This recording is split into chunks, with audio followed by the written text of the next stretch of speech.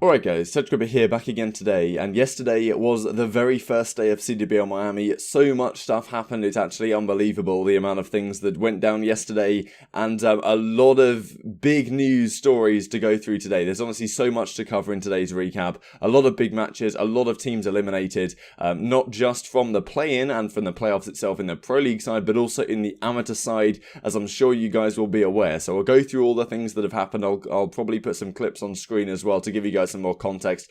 Like if you guys enjoyed the video, subscribe if you are new as always. Miami starts again tonight as always, just a few hours from when this video will be going live. So before we hop into things, just wanted to mention this. Yesterday, Senta put a video up on his YouTube channel exposing the COD burner, talking about all these things about this Edgar, this rich guy, this COD burner character that we've talked about over the last few days, talking about how he's a fraud. He's, he doesn't have exactly the things he says he has. Very good video, to be honest. I watched it all through this morning. I'm pretty sure you guys would be interested in it, and maybe after Miami's over, I can delve in this in a little bit more detail and bring the saga under wraps, hopefully, if anything does come of this. So, very interesting video, but I don't want to go through that today particularly. So, Tony Flame says the following as well. One thing also to note here is Twitter has updated their UI, and it's no longer centralized, which there really isn't much I can do anything about.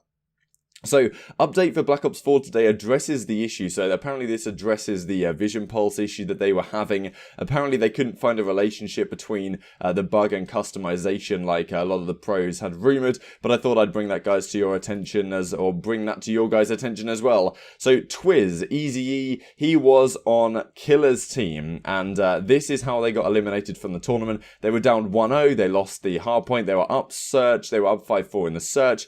And they had streaks apparently. And Killer blue screened, so we ended the game and got forfeited. So, well, apparently those are the rules, and if you end the game with Killer on a blue screen, then that's just unlucky, and, well, this is how they went out of the tournament, which is pretty mind-blowing, but, I'm sure Killer's just gonna, that's just so funny that it would happen to Killer of all players. I'm sure he had, like, a red and green Ethernet as well, and he wasn't very happy about that, so, difficult situation for them, but I guess it is what it is. So, moving onwards here. These are the teams that qualified through the winners bracket on the open side. So pretty much on the open side, anyone could enter. If you get to top 16, then you qualify for the Call of Duty World League Championship next month in August. And these are the teams that have done so through the winners side. If you lost any series at all, you haven't yet qualified. You have to win. I think it's 2 more games to qualify through the losers. Maybe just 1 more. So, yes, Team War qualified. B-Sport, Josh, Dave, Defrag, PT, and Steve Vortex. Great team, to be honest.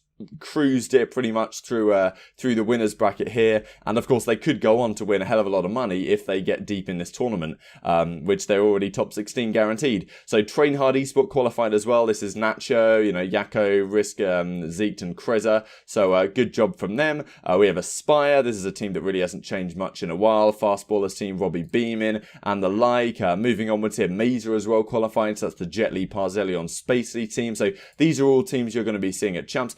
Excalibur as well, an impressive performance from these guys that you may not have heard too much about, Awakening, Delo and Odilo maybe and the like, and yeah, these guys made it all the way through winners as well, so impressive stuff from them. Sicario Gaming made it. We'll have a look at this clip in just a second here. Tommy, Byron, Lenny, Cheen, Exceed and Proto. Lenny clutched a 1v3 round 11. It was honestly a mind-blowing 1v3 to make them to guarantee their spot at Champs, so impressive stuff. This is of course the guy that Tommy decided to pick up and have as his guy on the team. He decided he wanted to pick up Linny, and well, it seemed to have worked out pretty well from their qualified for Champs. Fury Gaming qualified as well. This is Teddy Rex's team, Drama, Ramby Bambi, Glow Frosty, Demise, these guys. And yeah, the final team that's qualified so far, the boys. That's Quigger's team, Bance, Shawnee. So nice to see Bance having some success, making it back to Champs. Emigrant Chain, of course, was on Tommy's team last year under Vitality. I seem like I'm always saying that, but he came top 12 at Champs last year. And along with B Nasty as well, who's, well, pretty damn nasty, apparently. So you may be thinking, well, okay, if you guys aren't yet aware and you haven't seen the title, which you will have done, so I don't know why you'd be thinking that, Mindfreak didn't make it. They went down to losers in winners round 2, I believe, and then got eliminated just later on by Owlfire GG with players that, you may not be too familiar with. Mindfreak actually did beat Pharaoh's team with Shotzi on in the previous round to this, so those guys aren't going to be at champs either. And yes, Mindfreak are out. They came second at Fort Worth Open event, they won the Anaheim one, they won the London one, and yet here they are placing top 32 and out of contention for the Call of Duty World Championship, which really is tragic for the APAC guys. Obviously, questions will be raised about the format, right? Because the fact that they've won the last 2 Opens, haven't changed their team at all, and yet aren't qualifying for champs off the back of this one event is, is very difficult. Obviously, you can make a good case that, they just should have won, right? But again, it was best of 3s. It wasn't full best of 5s, like you'd see normally. But it's really tragic scenes for these guys. They really choked at the Pro League qualifier to make it into the Pro League. And now they choke again here when it matters, which is, you just hate to see it, to be honest. So Shift put together a nice tweet of people who didn't make it, kind of big name teams. So Mindfreak, Giants, Movistar Riders, Encrypted Gaming, which is Goonjar's team, I think, and some other big name teams as well here. Let's just have a look through this list. So these are the teams that are not yet qualified. You need to be top 16 or above to make it. So teams will have to win one more series. That's correct. I don't know why I said 2 earlier. They have to win one more series, drop the team that they beat down into top 24, and then they will qualify. We'll have a look through some of those matches in a second. So these are some big name teams that didn't make it. Vodafone, Giants, Mindfreak, Cyclops, Athlete Gaming, Movistar, Level, and Vertex. These are the Japanese guys, and Killer's down here somewhere as well, and here he is, Killer Legal Twiz. So that's just tough. So let's move onwards here to the actual bracket and the actual games yesterday in the Pro League section of action. This was the play-in, so a single elimination matches. If you lost a single series, you went home completely and couldn't play in the playoffs, but 2 teams did make it through. Firstly, EnVy UYU. They haven't won a map now. They haven't won a map in 2 events. At Anaheim, let's not forget, they went 0-9. They lost all of their pool play matches. And here again, they get 3-0'd by UYU. Now, UYU definitely looked somewhat better than they did in the Pro League, but still, getting 3-0'd here is just, it's just tragic scenes. They lost the S&D, I believe, in around 11. And yeah, UYU, on paper, they're a decent team, but EnVy, man, they've got Gunless, he was nowhere to be found. Aches, of course, was nowhere to be found. Decimate tried his best to do something in the control, but it just wasn't to be. UYU took it home relatively comfortably in the end. I mean, it wasn't necessarily comfortable, but to be honest, watching the series, I felt like UYU were the better team almost the entire time. It's honestly mental, and EnVy just in complete shambles. I don't think there's any way, really, that Aches and the guys can possibly turn this ship around for champs. I think, honestly, even though it's never chalked, it might be chalked in this case.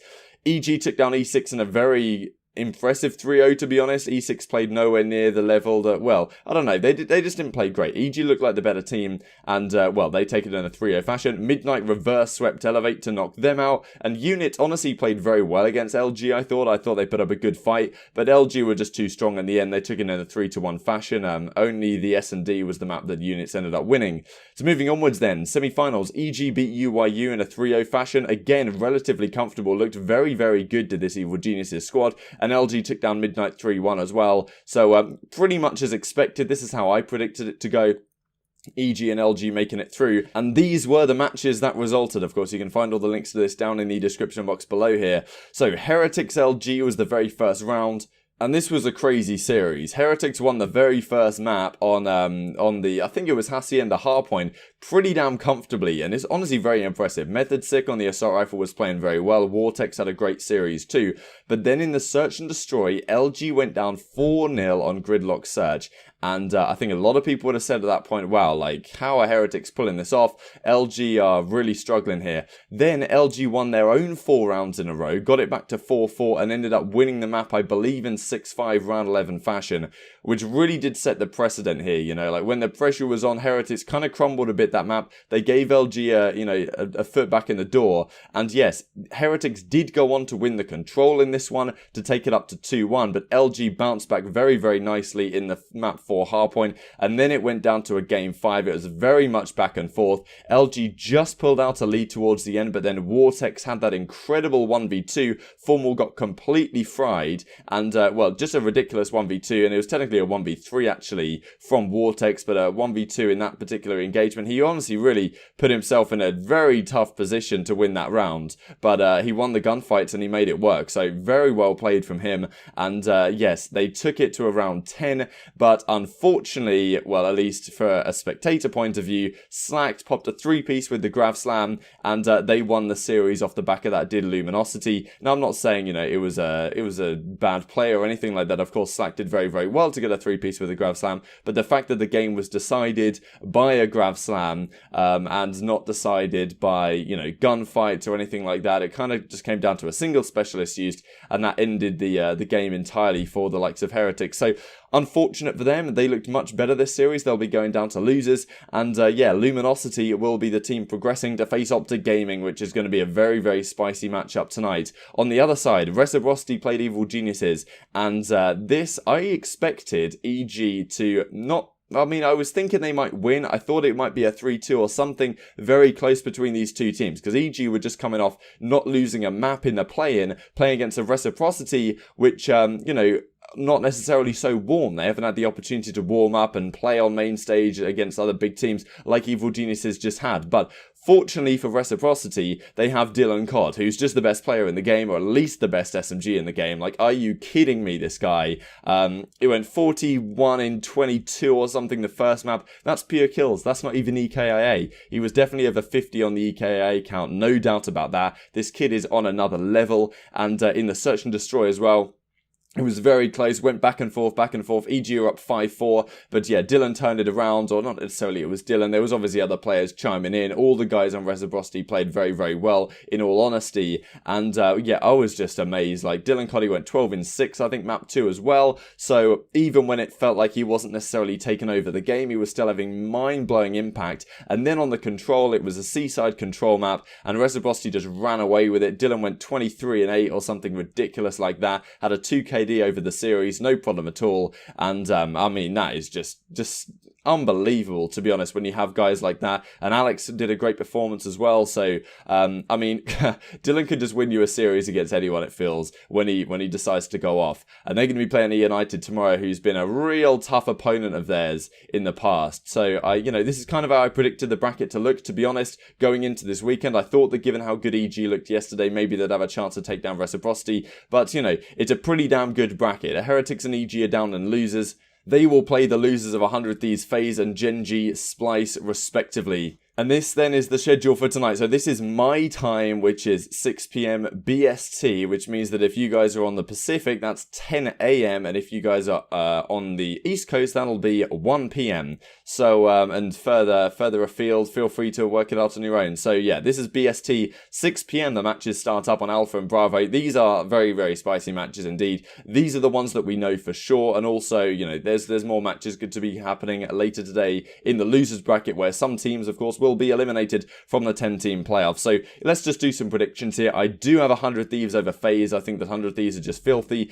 It's very difficult to pick against them right now, let's put it that way. Gen.G Splice, I did have Splice when I predicted this before. I think I'm going to stick with that, just I might as well stick to my guns. I don't know how good their team play is being. Apparently, like, their communication and their vibes are not great at all. I thought maybe they'd get those things fixed in time for Miami, but Gen.G also a solid team, difficult to say. Of course, they did make the change though, bringing back Nagafen for Spacely, and then OpTic LG could be very spicy. It really depends what type of OpTic gaming we get, because LG do look vulnerable, but I think this will be a close series. I fancy a game 5 again, and I don't know, just depends who clutches up. I may be slightly leaning towards LG, but you know, it's impossible to say. OpTic Gaming did, you know, Karma tweeted out they're looking a lot better as well, so it should be a very fun series. E United Reciprocity, on history, I should say E United, so I think I'm going to go with that. E United always seem to have Reciprocity's number, so despite how good Rec looked yesterday, I'm probably just going to say E United, but honestly it's quite tough to call.